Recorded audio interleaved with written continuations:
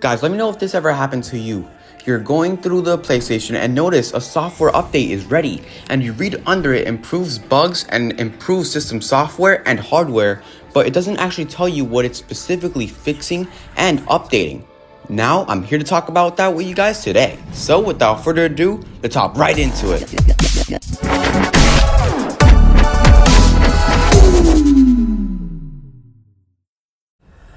Yesterday, PlayStation rolled out the new PS5 system software update with a number of fan-requested features, including Discord voice chat and variable refresh rate, support for 1440p resolution. They also introduced a variety of UX accessibility and social feature enhancements that make playing with your friends or enjoying your gaming experiences on the PS5 console easier than ever. Starting off with the biggest feature that came to this software update, Discord. Join a Discord voice chat on your PS5 console. You can now join Discord voice chats on your PS5 console and easily chat with friends on most other gaming platforms. To start, link your Discord and PlayStation Network accounts from your PS5 console, PlayStation.com, or the Discord app on Windows, Mac, or mobile devices. Following these steps, then use the Discord app on your mobile device or computer to get a Discord voice chat going on your PS5 console. And make sure your Discord app is updated to the latest version. You can also let your Discord friends see when you're online and what you're playing. Keep in mind, if you link your PlayStation Network and Discord accounts in the past to display what game you're playing, you'll need to link your PlayStation account again to grant the new permissions needed for Discord voice chat. If you participated in the system software beta and already have linked your accounts during the beta period, you don't need to link them again. Guys, let me know, is this a feature you'll end up using? Because I feel like this feature is more used for people who have friends that are on different systems, for example, Nintendo, PC, or Xbox. So let's say you're playing Warzone 2 or Warzone 1 or Rocket League or Fortnite and your friends are on Xbox, Nintendo, or PC. With this new feature, it allows you to connect and talk with your friends and have more coordination while in your matches, which I think is really good idea. I'm glad that PlayStation finally added this feature. Next up, I think this feature will be used a lot more than PlayStation initially thought, which is start or request a share screen from your friend's profile. You guys know how before, when you guys would sit in a party and you wanted to watch your friend play a game that you didn't have, or your friend needed help with a level or a certain area in a game and you did that level or area and you wanted to help them, now you're able to request their share screen from a profile. You don't even have to be in the party. You can now send a share screen request or start sharing your screen with a friend directly from their profile. Simply select the share screen icon on your friend's profile to start a new session.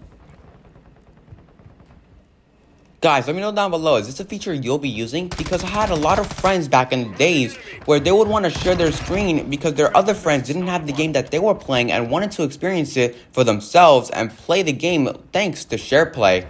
So I think this feature will unlock a lot of new potential for certain games. Like, let's say you're not in a party or you don't have a mic.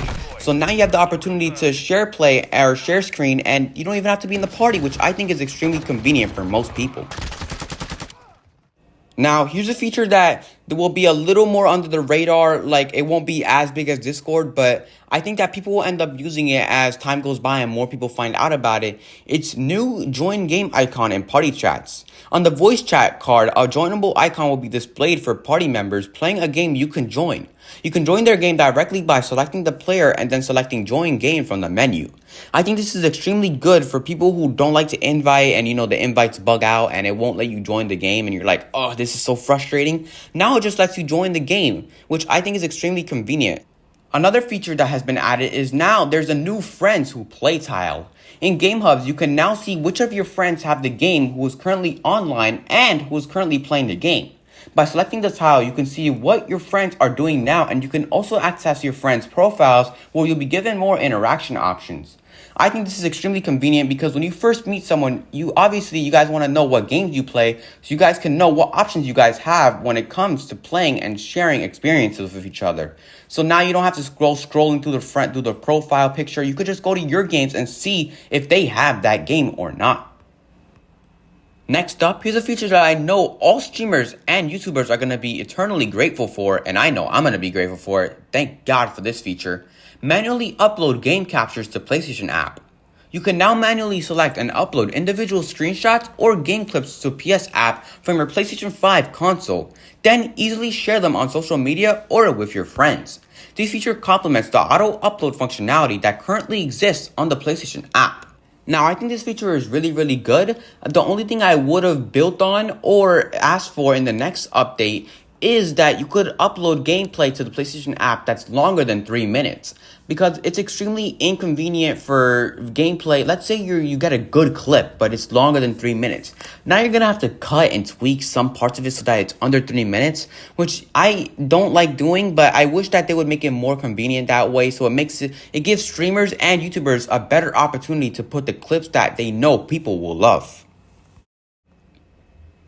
Here are some new gameplay and personalization options. Variable refresh rate support for 1440p. You can now enjoy smoother visual performance when using a VRR compatible with HDMI 2.1 display at 1440 resolution when playing a game that supports VRR. They have also made some updates to the parameters of the PS5 console's 1440p output test, enabling 1440 supports for a wider range of HDMI displays. To check if your HDMI is compatible, go to Settings, Screen and Video, Video Output, Test 1440p output. The better it looks, the more we'll play, right guys? Here are some game library enhancements. You can now also sort and filter games when adding games to a game list. You can also use filters in your library to easily find PSVR games as well as PSVR 2 titles when PSVR 2 launches later this month. You can also set your preferences to manage who can join and who can invite other players to multiplayer sessions you've created for supported games. Go to Settings, Save Data and Game App Settings, Game Presets, Online Multiplayer Sessions, and select your preferences in who can join and who can invite. Now let's talk about some new accessibility and ease of use features. PS4 to PS5 save data migration. They're making it easier for you to access your PS4 save data on your PS5 console through two ways. One, when you download or install a PS4 game on your PS5 console, notification that PS4 save data is available in your PlayStation Network cloud storage will appear if your PS5 console doesn't already have a save data for that game. Simply select the notification to download your saved data. The second way is when you download or install a PS5 game that can load PS4 save data, such as PS5 version of a game that was also released on PS4, the same notification will appear if the game supports this feature. Keep in mind that online storage for saved data requires a PlayStation Plus subscription. You can now easily transfer the data on your PS5 console, including games, saved data, user profiles, settings, screenshots, and videos to another PS5 console using a local Wi-Fi network or a LAN cable. You can either transfer the data during the initial PS5 console setup or later from the settings menu. This process doesn't remove or modify the data on your original PS5 console. The screen reader now gives more detailed guidance when navigating the console. It will now tell you which direction you can move from the currently selected component as well as your current position in a component with multiple items. Additionally, when using the screen reader to view web pages, you'll now see borders around the section that's being read aloud. You can now update the DualSense wireless controller device software with a wireless connection.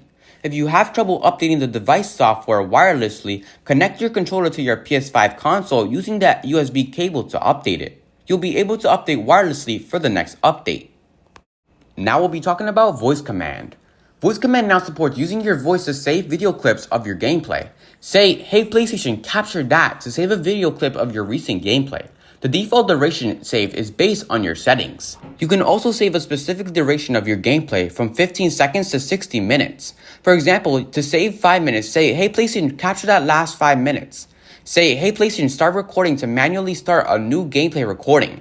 You can say, "Hey PlayStation, stop recording" to end the recording and save the video clip. Voice command is currently available in English for beta participants with accounts registered to the US and UK. So players, is officially a wrap on all the features that came with this new software update. Guys, let me know down below, what features out of all of these that I listed are you going to use the most? I know a lot of people are going to use those Discord features, that's for sure. Now guys, in case you're wondering, was this more on like software features or convenience for the player? I'm gonna be honest, I know it says software update, but it's mainly convenience update because a lot of these features players requested, and now this makes gaming a lot smoother and a lot easier. So players, I hope you enjoyed this video. Please like, comment, share, and subscribe to my channel, and I'll see you guys all in the next video. Peace out and have a wonderful day or night.